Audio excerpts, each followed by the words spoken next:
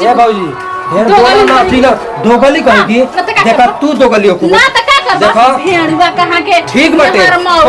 कोइला दुश्मन नहीं तू बोला तो आजा तो ठीक ना एल से दिवाली टा जोड़ाई है अलगे रहो तू ठीक बटे ए हमार पार से रहबा अलग रह हां चलो ठीक बटे हो देख ले तो देखो करूला के कहे दादा दूजी करत रहुआ एक मत घर रही त इज्जत घर मंदिर रहे बुझाल ना ए त के रही त कर रहला नहीं त हां भाई रहल एने उभाट के रखब कइले बड़ू तो हम नहीं की करब हमारे से बतिया से पहले अपना भातार ले बतिया ले ठीक बा हमारे से ढेर बतिया पूरी मत देखन ते मुंह क्या कर लेबे क्या कर लेबे बोल बाबूजी तू पीछे रह ज्यादा मत कर हमरा के बोला बस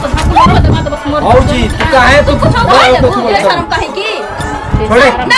आज देवाल जोड़ाई है जुकिया ए जोड़वा ना ला पहले ना बड़ा भार की जिंदगी भर त मेरा मौत बन के रहल कमा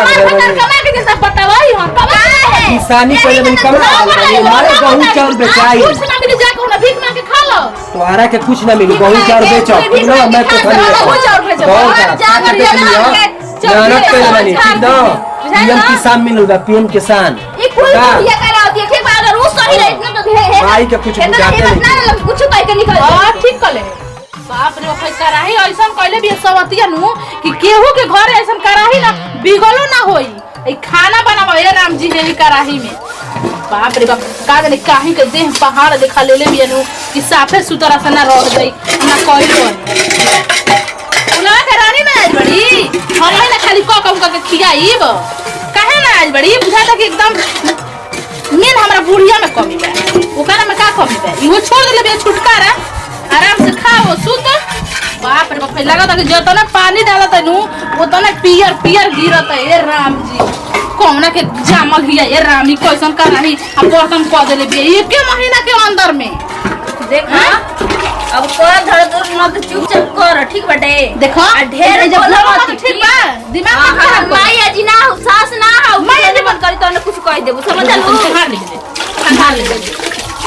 जितना घर आलू सारा जन्ना उतना जरला में पूरा डाले जरला में पूरा डाले आलू कौन मन में आते तने कह दे तो कह दे तड़ू का बोलतड़े कौन से बोलतड़े रे एगो तो करावे ना दे तो करे को तो चुपचाप कर नहीं तो आराम से सोता समझ लू हां ना तो तार बाबू आके करी ना हो तार बाबू आके करे ना का तनी कम बोलल कर जन फुटर फुटर मुहा चलत ना तनी कम चलाव नहीं तो का करब खाजी बुका का भड़ू ओतने तो रालू है उ का देले बान से भीख मांगवारे तोर बाप मां का दिले बस ये तो लेके आए बानी रे ओतन लेके आए तो का कर पर कि तोर का हराम का तोर घोर पूजी का तू न बेरा हां बोल पूज भी ना हां हां बैठ बैठ जाके सही बतन के सुतबू ना का कर हमारा के तोरे औकात पर बैठा के कियावे के अरे तोरा औकात इतने दिन में हम देख ले तोहरा औकात कहां औकात तोर खानदान के बाटे खानदान मत जो हमारे जो खानदान में तोर बाहर के पिक ना बाबू में तोर बाबू में या बिछा के न सुतेलो बादा ना भाई के तनी हम सूती भाई दे तू छाओ पे सूती तोरा में का मतलब बा ये बता न तनी त काहे इतना बोलबू त काहे ना बोलब नहीं खतनी बसल बन का तोर मार के कमाई खतनी आवत कहिन की तनी जब लोग घर में निसन नाश कर रख देलिस कितना हमर उजर उजर बर्तन के घर में नाश कर तनी कोई तो के नाश कर रख दे हमरा के नाश कर में तेहरे नाश हो जाई अरे दादा इस जितना बाजार गर्जल उतना बरसल ना बरिस लगा बरिस जाई कहां घबराई रे ठंडा जीबे हम बोला ज्यादा मत बोल ना बोलो का कर लेबे ना बोलो का कर लेबे ना बोलबू ना कोई ना सुना बोरे तेरे हम भुला जे कि तो पढ़ हौ हां हां तो भुला न दे के तू याद पारलिस का ते हमरा के जो मन ले के तो आते नहीं कि सारा तो गुजारा करी हमरा आज माई बन जा तड़ी सब लाज शरम नहीं के खाली फुटर फुटर मुंह चला दे ला शरम हमरा देखे से पहले अपने आप के निहार ले कि हम का बने ठीक बा तब हमार निहारी है आई जगह जो हट दिमाग मत खराब कौन आज भाई हटा ना दिमाग तोड़ दे रखा समझ लू टच करे का आदत बेशरम का जैसा ने मारो तो लड़का सारे मेहरारू के सिखा दे रे बेटे बेशरम हां सिखा दे ले बा तोरा लसार ले बा का तोरा के लसार ले बा ऐसे तो ठीक के बाटे रे कितना बड़ा मार दा हां तो का मेहर मौग दिन रात कर लेके बी मेहर मौग मत कह ठीक बाटे हां हां ले तू अपन माता के बना के घर मिल ना ना बोली मरद कब मेहर मौग ना बनला समझा ना बनला ठीक बाटे लेके आव जो तू चाहे मुंह तोरा का मतलब हमरा का मतलब रे मर जो रे तोर दुश्मन हुए मर जते लेके आव अल्लाह का के बंदा रखे बाकी पूरा कर देता आके बाकी पूरा करबू लगा के लाता हिण दे मोही में जानलू कि ना अभी जानते न को कौन खानदान से बिलम करी ना नटिन कहीं कि जब से घर में आइल बड़ू तब से नेटुइन लगल बड़ू ऐसे कइले बड़ू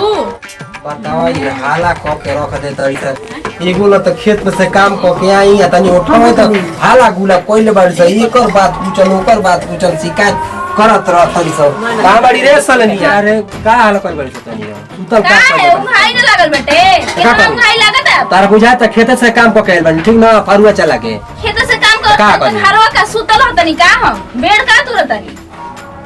का कर के हाल जाई के समझा दे न त मुर्गा कपार पे बारे का छोड़म नहीं अरे भौजाई के त पेट ढील भरेला ना उतना सास ससुर बोलेला त आदमी बर्दाश्त करेला ई है सास ससुर बनल बड़ी ना माई का दर्द याद है तो दर्द याद बन के रहस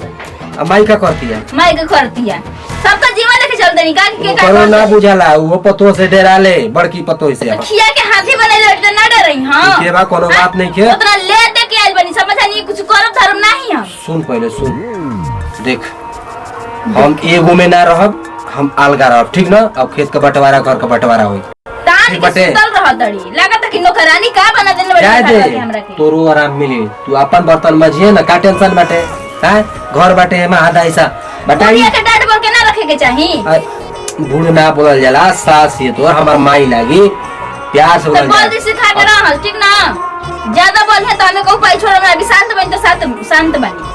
देखा सुना शांति रह वो सब ओ भगवान जी एक ना बतिए ठीक ना लेके आइल बन तो उतना हमर हक बनत कि हम सबके बोली हां भाई हक बनता लेकिन हमके इहो बनता कि सब मिलजुल के परिवार में एकमत रहे लेकिन वो ना एक आदमी की बनावला से बन जाई ना बनी एक हाथ से ताली ना बजेला समझनी सुन चल माई की आप बोलो करा से कि घर का बंटवारा हो हम अलगा रह ठीक हां तो अलगे रह हमरा बस के नहीं खे कि बना के एगने बीमार पड़ जातड़ी पता ना उनका काट टूटे फाटे लागत है हाथ गोड़ आ खाना बन के खा तो तीन थड़िया डाल ले तड़ी गुजरात में बाना ना बड़का भैया उनको नहीं खे बुझा एकदम मेरा मौका बनल बड़ा काहे आपके ना घर में गो बनाओ दड़ी कि घर में घुसिया लाता मेहरारू लेके क्यों क्या है बोले वाली जी हम कुछ करे पर बोल दे खेत में काम करता था किसानी का पैसा घर आता था में उहे जाके करतिया तो बोली ना का करे के बाटे देखा तेरी घर में घुसिया सुन सुन कुल बात छोड़ के बोल हमनी गाल गाल जी मैं सुना आप जाके बनी हमरा बस की बात नहीं किया हम कुछ कर धरे वाला नहीं जितने आराम से सोते ठीक बा आप जाके फरियाई तो हम अकेले कैसे बोला डर ना लगी बड़की भी भैंसा यार मार लगे ला बता उठा के दे पीट ले दिन मरले रहले बा तू चलिए ना संग में इतना डराइब ना तो जितने डराइब उतने आदमी आपके डरा चल समझ में आई ओइ दिन मरले रहले भौजी तो हम कोना में लुका के चुप रही दिमाग मत खराब करी आन हम तो कह दे ठीक बा सामने कर दे तारी शेर हो जाई हम अच्छा चल ठीक बटे जो माइक है जो ठीक ना माइक के है आप जाई हमरा बस के बात नहीं खे काई सोना समझा के गली का हम अकेले जाई जल्दी आई अच्छा ठीक अच्छा आवा तनी ठीक बा यो बात ठीक है बाटे साला एक में रह के मिलजुल घर परिवार बनावत नहीं की सर मन करता कि उनका कुटिए थी फौजी के माई के का माई है बेटा जन्मौले भी हमारा के तो का ओके बोले जाए चलो ठीक बा कोनो बात नहीं के जैसे निभात वैसे निभा जाए या ना तो उठब तो हम अजुए बांट के रहब तो का हम करी लड़ के विपत मारी मर जैसे दोनों के दोनों बाप रे एगो है बड़ा की बिया एक त ना 1 रुपया के कोनो सामान लेके आइल बे ना कुछ उ एकर बाप रे घमंड त एकर बुझाता टे कि नाकिए पे एकर खीस रहताटे ओइ तरह मर जे बुझा अपने में सब त लोग हमारी बाप के मेहर लड़त लो मर जे बुझा बाकी बुढ़िया आवेली नहीं खे ठीक बटे तो हम लोग फेरा में पड़े वाली नहीं खे एगो 19 एगो 20 रहला त चल जाला दोनों जानी उहे बाड़ू जे 20 बाड़ू जा केहू के उससे कम नहीं खे आपे तो मन बढ़ावल होगी केहू के उससे कम नहीं खे हां हमारे मन बढ़ावल हम ना कहत नहीं कि अपने में मुड़ी कटावल कर जा सिखा मन यार काम नहीं खे खाना नहीं बनावे यहाँ पे आ जाए तो सबका एकदम ये कहू गति छोड़म ना पहले से हम चेता अपन अपन भातार लेके नहर चल जा ठीक बटे हम अपन अकेले रहम बनाएम खाई एतु करम हमार चिंता फिक्र छोड़ दस कहने के तब हम जाके नैहर चल जा तो काहे के पैदा कइले बानी नैहर रहे खातिर का मानी नहीं तो हम लोग कहया रहनिया देखे खातिर के ना तो हम लोग अच्छे छड़कन के कर घर होता के कर बेटी पतई करते चाहो रोज रोज कचाई करते जा बुझता ओले लक्ष्मी भगा दे बुझता हम लोग ये तो घर में लक्ष्मी बास नहीं कर देखिए कुल चीज छोड़ी ठीक बा सब बात के एक बार बस हमके अलगा कर दिया जेंगन जेके बुझाता उरो कब जिंदगी में मत सोचिए देवाल बीच में से जले जिंदा रहम त इन्नत न तो सोचिए कि फलाना वो हमरा के दे दिन त भातार लेके अलग बनाए खाइबा रह ओतना के बात अपन अपन नैहर लेके जा बियाइल ले खुजा के मार जा हुए एक घमंड देखाव तारू जा देखिए तो साल में बतिया उठे बाड़ी ए आपो साल में मत बतियाई काहे कि यही गने नहीं हमरा के लिया ले उतना ले बानी समझनी। अरे त ले बन देना मतलब का हवे कि तांडव करबू चढ़ के ना फ्री के छोड़ देब का कि कौन हाथ दवाई अगरबत्ती लेके घुमाई उतना ले बानी तो चल ठीक बा तू लिया तन दू बात बोल सकत रे लेकिन हो काहे कहती भैंसिया रे दू पैसा मान ले कि तू लेके आइल बेटा तनी बोल सकत रे लेकिन हो भैंसिया काहे तरह बोलती रे हां आप जाके पूछी हमसे हमारे सहना का कहतनी आय आप आइल बे मेरी बाप के मेहर है नहीं जानी करत ओकर सहना ना निकली भैंसिया मोटा की औरी कुल तो करे जा पर चढ़ का करबी इतना हाठा कठा बताव आइल रहे बियाह के घर तक ठिठीरी नियर टिटिरी नियर पातर एजा ना खा के चर्बी आइल बड़ी भैंसा नियर भइल बड़ी हमरा के पटक के मारी ठीक न करत अरे हमार खुद विपत्ति से डर लागेला रे भैंसा नियर भइल बिया मार दी पटक के त कहीं जन लोका से हमें डर लागत रहेला हो कि मार दी कहीं पटक के त कहीं टूट फट जाए तो दिक्कत है बाटे जनलू सुन ना हो कनिया देखो एक दिन में ना हो एल्ट्रा आ रहे आज का कहला हो साउंड दवा अल्ट्रासाउंड उहे करावे ना चल गरालू तू कि काहे ने के आवते तू कत कोनो दिक्कत नहीं के त हम ना भेजल रही तो के एक कोनी जे ठीक पकड़ बैठी देखो तो देखो हां कोना सही हो छोड़ी ओके न तक बेटा ये कहां से आ गई हो हां तो जानलू कनिया का कोहतिया न आकि धइले रहनी है पानी भुजिया दे पिए खातिर ना सुन ना ये कथे तो बोले में तो ना धइले रहनी है भुजिया ए मम्मी आ छोटा की निकाल के आ अपन न ए तू तकिया की तोरे चोरे हम कने रोटी आ लिट्टी है तू गोटा का सब्जी चोरावेला आदमी सब्जी कैसे तकिया तर चोरा दे हो बताओ ऐसे ऐसे कहत देखी है आ कहिया हम सब्जी चोरा के मारे खइले हम खिया नहीं खी देला उनके ना तो चोरा के नहीं खइले ठीक ना आ ये बचिया त ना झूठ सच अछरंग लगावत रे तारा के कहत रे के चंदनवा नहीं खे ओ करे संगे कत रात में कोई छते पर पकड़ाए रे बताओ ठंडी के दिन में ये मम्मी जी आपके लगत है कैसे हम काम कर सकिन का हमारे मर्द ले ढेर के ओके मार दो सुगर बैल बना सका के हम रहतनी बताओ ये सब ना करे के चाहिए कनिया जो भी करत जा अपन में समझ बुझलो जब बताओ दूसर के उद्देश्य देखी में मजे न ले ना बोलत रहनिया ना बोलला के फायदा उठावत तड़ी अब का जाने कहतनी ना हम जातनी बचिया हो जाओ या लगा उल्गी हो जाओ समझनी कर जे मारा पीटी हम त ना कहे जे देखो ई सही न कहतरी हो आज तक ना कहली हो अब कहे लगली ये जरूर मोटकी भैंसिया कुछ कहले पक्का भी तबे ना ये गने कहतड़ी अब उनके अब हमारे बारे में का जानी ओकरी बारे में तो हम कुल जान के बैठल बन कि कौना के रखले बिया ना देवर लौकिया सा ना लइका गांव भर के लौकिया सा आय अब मर्द तो बटले बैठे लेकिन गांव भर की लइकन के छोड़त नहीं खे मोटकी भैंसिया यही बेरा इनका ढोक दे आवत नहीं बेरा ना या लगा हो गई न तो कहे कि का कहत रहली है मारा पटक हम है लाठी हे घर में हो घर में करत रही ना ये है के जीवा काम ना यही में गाजत रही सुन बताओ हो बाप रे बाप हमारे समाज ये छोड़ी तो तुम यही में रह जा हे लाठी ए बेरा ले पड़ल बा बाप रे बाप हम का करी गिर जाओ हमू ना उठावे जाइबो एकदम दिमाग खराब हो गइल बटे का बतिया करी जा केहू शिकायत बतियाई तो दिमागे ना खराब होखी कहत नहीं हमारा फिर का तुम जाओ करला बतियाई सुनो तू कहियो ओकरा पर्स में से पैसा निकल ले रहलू हो पैसा का जी माने हमारा घर में आग लागल बा कि माने ओकरा घर में हम पैसा निकाले जाइब 20 रुपया ढेरो ना कहते कि ये मम्मी तुम कनी का त हमारा पर्स में से ना बड़की दीदी पैसा कर कर पे रे हम पैसा हम ये अब हमारा फिर पैसा नहीं के ओकरा पर्स में से हम जानी हो कि चलो 10-20 रुपया के बात हम ले ले मेरी खुटा में दे कोते 50 रुपया हम रे आई हो भगवान हम जानी 10-20 रुपया के बात हम अपन खुटा में से दे दे कोने कोर पे तो 50 रुपया अरे 50 हम जाए तो पर्स में 50 रुपया हम करा बुझाते ता हमारा ना बुझाता ओकरा सवतिया का नहीं बुझात बताओ जब हम कहते कि अमीर का बेटी भी तो 50 रुपया खातिर 50 रुपया हम कहनी ये भगवान पहाड़े का टूटी गई लेकर बताओ अच्छा ये तो एक दिन सुन लेनी। एक दिन कहतिया कि हमें 230 रुपया के साड़ी मिलत है मम्मी जी से। हमारे पापा ले आई रहलन कि हल्का हल्का साड़ी हमारे बुचिया पहन, ओमे से 4 गो साड़ी काट ले बड़ी। ओ अपन एक बतावा ना, एकर बाप 2 गो साड़ी देले तो 4 गो साड़ी काट कहां से? साड़िया हम चोरा ले हम त पहिरब कौना गौवा में जाके ऐजे ना पहिरो तो देखी ना। नहीं वही पहले बड़ी ना, वही मकान हम लिए वही के देख के कहते कि वही बाटे। ई तो हमार भतार किने रहे। अब ते बच्चे तू समझबू समझबू, हमार जीवन फर्ज रहे हम कह दिए नहीं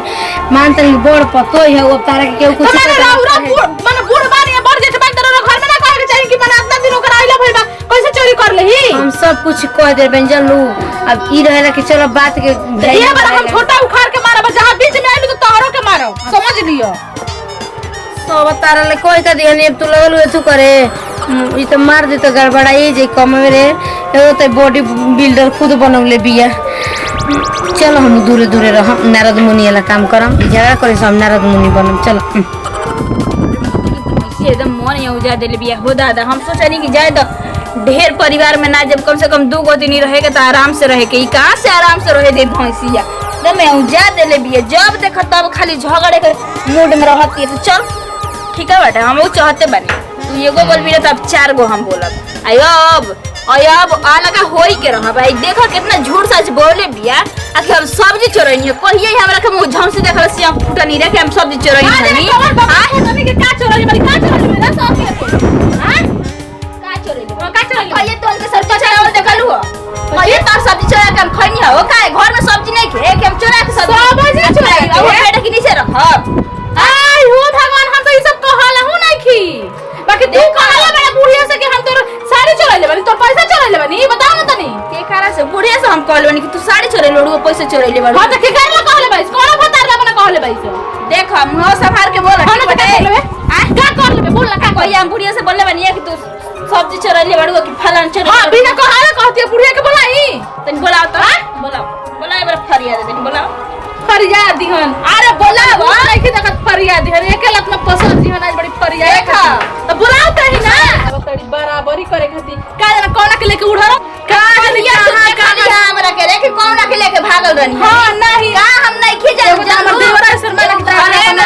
घरे भर में रही ना ठीक वाले कि घर कुल बतिया हम जानते हैं सब हमरा से कहे हम कब रखले बनी कि जाना करे रे कब रखले दे रखले हो।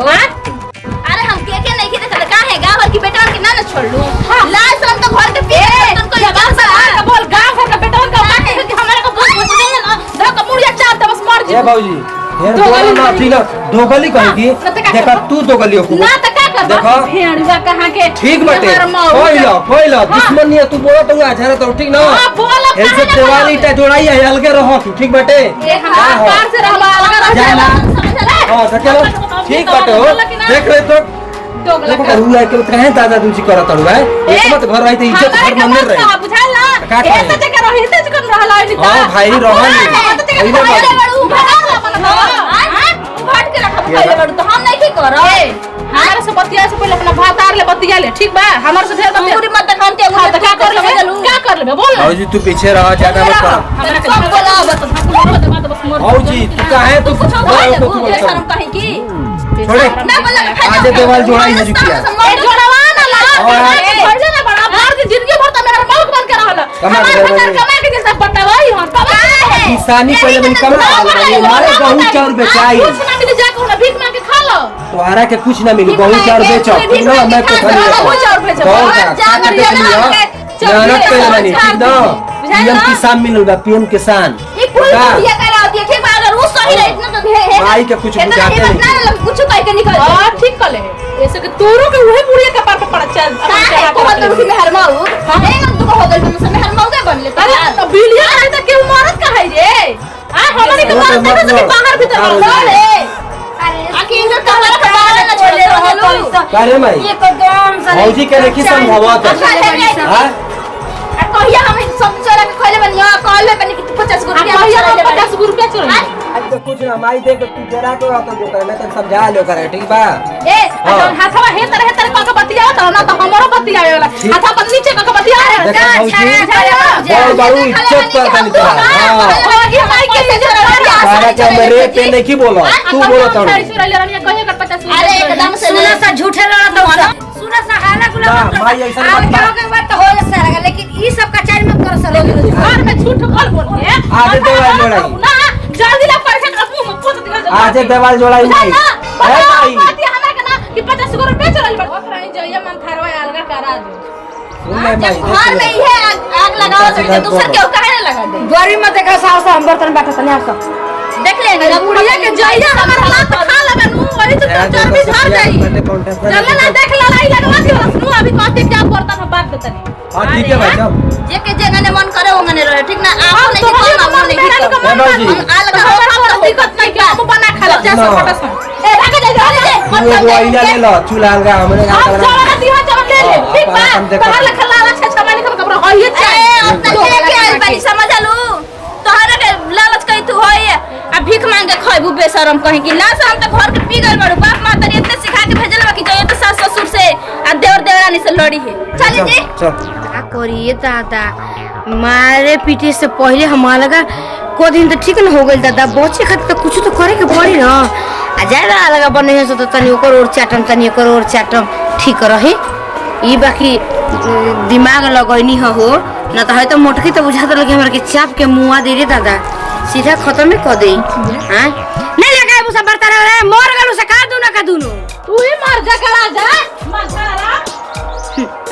ई कहा कि बोलले से ना तो मार देल रहते से दोनों अगर पचलती मरते से तो हम वही जा खत्म हो जाती बाकी बाप रे बाप यही से झगड़ा ना लगा मैं घोसला चल बैठो कर बोला ला कुकर के वाला दोनों जा हम तो सुनले रही कि दुनिया में अगल बगल घर बिगाड़ेला लेकिन ई मथारवा हमारे घर साथे हमर घर उजाड़ दिहल कराइले रे तू ले तू बड़ा मुर्गा पकावे नहीं में पकाए था चलो नहीं के ले लगे कुकर के धराई भाई आई सी बेटे मैदान पर गए तेरा निकल जा अपन मैदान जब जा करी ना तो ना राम से ले ना तो मार बार हम जब देते में तो तू बखरा खाएगा तो घर लौटाई देखी अब ढेर मत बोली पता है बहुत बर्दाश्त कर लेनी जाम ना हो खाए जल्दी धरू हम ना पहले ताव हम चिकन कर ले करे तो मैदान पे मत करो बाबू तावा धोए वाला चार कर ले हम ये तो अब एक कटोरी में से क्या छोटी गिरा हम सिर्फ ना तो भोजन करना सही है ले ले आयो बसे सुन लो सा अब हम तो बकरा तो बटा गइल हम हो माइयो में आधा करो मैंने हम कहां अब जाई ऐसा तैसा देखा है आग ना लगैबू लगाओ जब सिखा दो साफ होइल बड़ू दुनो साफ हां तो हम और डसा तड़ू तो बर्तन तो 10 हमरा के ना रखबो तो हमहु बनाए ले आई भीख मांगे लोगे जो मड़ई बार ये मड़ई में मांग के खाइए ला ला छोटाई हो ला हमर तरफ ले ले बिक मंगा आता ना हम पोस पाल के है ये ते बड़ा कह दियन बियाह शादी कर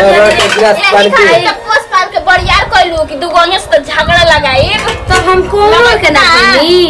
आई हा कब कब हम खिया देब हम ना कहब कि ना खियाइब तो की होती है लेकिन हम तो पूछा वाला नहीं कि ले चल जो ले जिंदगी भर नहीं लगो खियाइबे का थोड़े लग जाओ रे जे ना खाती अलगा भनी हुए पड़ल बखारा बताओ हम सोचे नहीं है कि नारद मुनि बनल बनी तो चलो एनियो चाटे के मिली ओनियो चाटे के मिली अब तो हमार कोनो और के तू ना भई छोड़ जा तो का करब जा तो नहीं ये के तेल लगावे इहन आप कहे बीमार लेखा हो गइलू अरे का हो दादा बड़ा बीमार कोई बीमार तो बड़ा मजा आवत रहे बहनिया मां मानथारा कहीं कि यही से हम नाम ध देले बानी नु जैसन होया से सास ओसन मानथारा